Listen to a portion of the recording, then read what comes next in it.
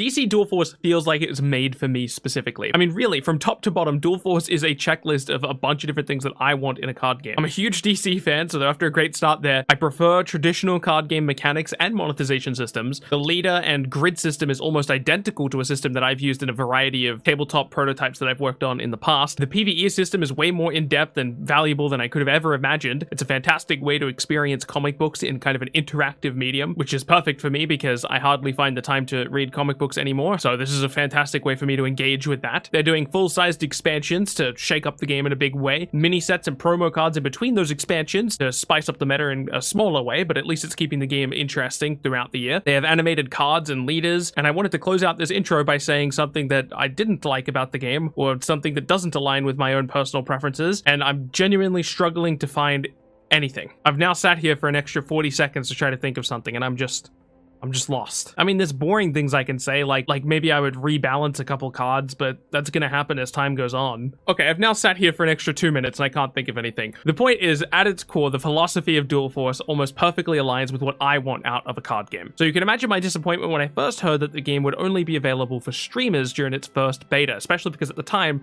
I was not invited, or at least I hadn't received my invite yet. To my knowledge, no one had.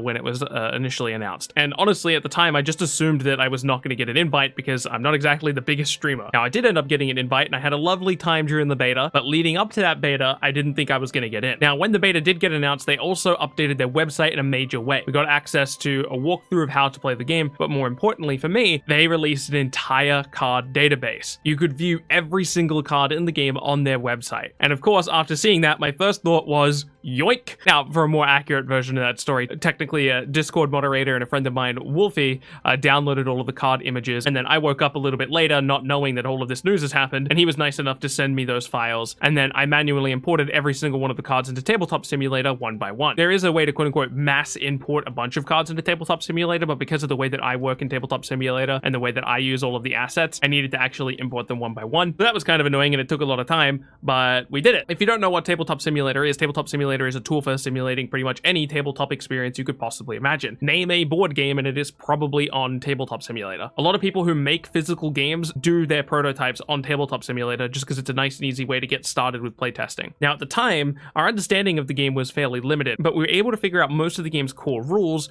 using the walkthrough on the website. It was actually super useful, and without that walkthrough, I'm not sure if we would have been able to do anything close to accurate testing. But some of the stuff was quote-unquote impossible to solve. For example, for our first 5 or so games that we played on Tabletop Simulator, we played with the maxed out resources of gold, but if you've played the actual game or if you've seen the actual game, you know that the maximum amount of resources you get to is gold, silver. So obviously it's a dramatically different game if you can get to gold. Even today, now that we have a quote-unquote perfect understanding of the game's core rules, we can't simulate the game perfectly on Tabletop Simulator. There are certain effects that we're unable to resolve accurately to what the game resolves them like. I don't just mean some of them are tricky, I mean some of them are literally impossible. There's tricky stuff like Riddler and Detective Chimp, but you'd be surprised just how easy these are to resolve for. For Riddler, we just get a big stack of the cards, every single card in the game, we shuffle them up and then we dull them out. Detective Chimp, we can resolve in-game accurately, but Detective Chimp is actually kind of weird in-game. He can show you tokens, he can show you cards that are in the opponent's deck, but are not the correct answer, which I believe are both intended, but I'm not 100% sure about that. For simplicity's sake, we've just been rolling a dice, and if you land a 6, you don't draw.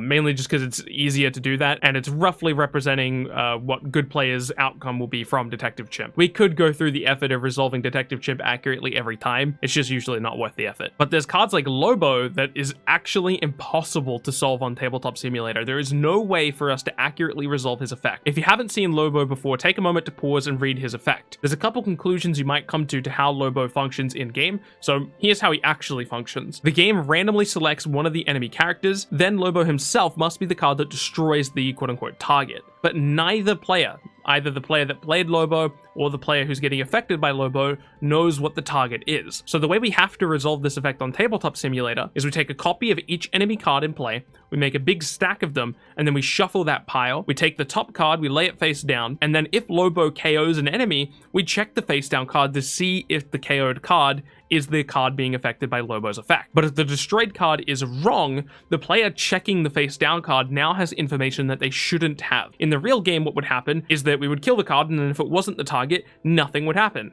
There would be no confirmation of whether the card was the target or not, and we definitely wouldn't know who the target is after having killed off a card that wasn't the target. Now, it is technically possible to resolve this effect with a third party. If you had a third person in the game that was there specifically to resolve Lobo effects, you could do the same process, put all the cards in a pile, shuffle them up, drag the one off the top, and then have the third party check that card, and then have the third party pay attention to the game until the target is destroyed. That's a lot of work, and we've literally never gone through the effort of doing that, but that is how we could technically resolve Lobo's effect accurately.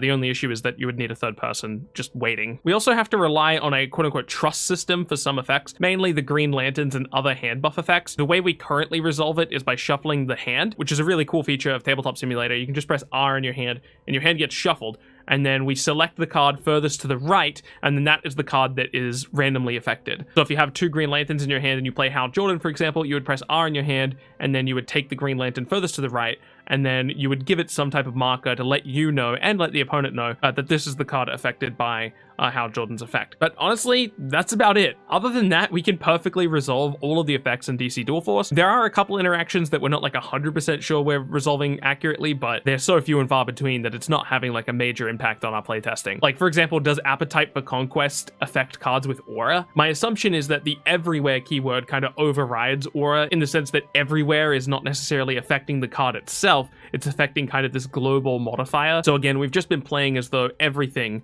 or everywhere, sorry, does not interact with Aura at all. Again, I don't know if that's accurate to what it actually works like in game, but that's what we've had to resolve it as. Obviously, the experience of playing on Tabletop Simulator is far from the in-game client itself. Nothing will beat the in-game client. The in-game client is lovely, the music's great, just the feeling of playing in the client is so much better than playing in Tabletop Simulator. Plus, you don't get to verse random people on Tabletop Simulator. I've only got a small group of friends that I let play on this Tabletop Simulator mod. I don't intend to distribute this Tabletop Simulator mod. I'll talk a little bit about that in a second. So I only have like 4 people that I'm able to play this with, and if none of them are online, I can't just choose to go play the game, right? I can't verse AI, I can't do anything like that. So if I want to test out a new deck idea or I want to try out some concept, I can't do that. But I'm really glad I set aside the time to make this Tabletop Simulator mod because it really gave me a chance to explore the game's archetypes and get a better understanding of how the game works without actually having access to the game. Experimentation and science that would have taken me, a month or so to learn in the actual game itself has been super rapid on Tabletop Simulator. And even though I'm sure we're not even close to having optimized 40 card lists for every archetype, having like a good idea of what most of the game looks like feels pretty good. It's nice to have that already, and it gets me even more excited about the inevitable release of the game. And I guess this is a perfect time to touch on why I'm not distributing the mod, because whenever I talk about the Tabletop Simulator mod, I always get that question: are you going to distribute it? How can I play? And the short answer is you can't play. I'm not going to distribute this mod. I definitely know that if I was not the person who made the mod and there was someone out there who had the mod and said I'm not distributing it, it would make me feel quite bad because obviously I would want to use the mod. But there's a handful of reasons I'm choosing to not distribute it.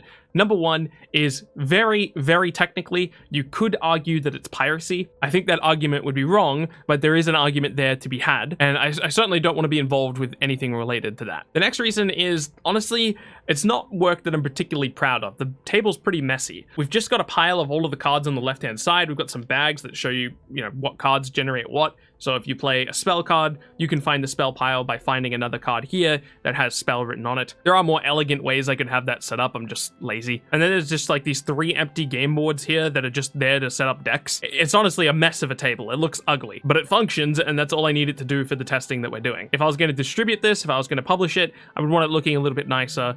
And I would want some like explanations on the table, but I don't need any explanations on the table right now because if anyone's using this mod, it's because they're talking to me, and if they're talking to me, I can explain everything anyway, so yeah. Oh, I guess this isn't so much of a reason, but it's worth mentioning, I guess. The game should be releasing relatively soon anyway. The Tabletop Simulator mod is just a temporary measure until we finally get 24/7 access to DC Dual Force. Hopefully that won't be too long from now. I'll keep you posted whenever we get more information about upcoming beta releases and the full game release. Keep being awesome, and I'll catch you in the next one.